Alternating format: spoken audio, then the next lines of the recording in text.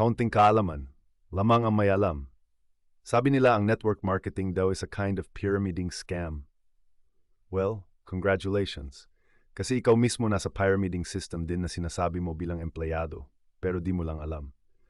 Sabi din ng iba, sa network marketing industry daw, yung nasa taas na lang ang kumikita ng malaki.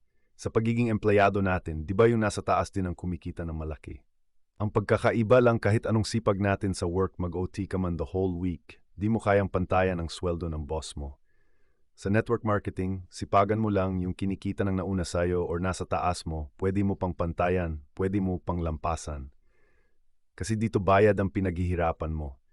Kaya bago mo bigyan ng masamang kahulugan yung pinapakita sa iyong opportunity, alamin mo muna, walang masama sa pagiging empleyado. Sinasabi lang namin ang kagandahan ng nasa network marketing.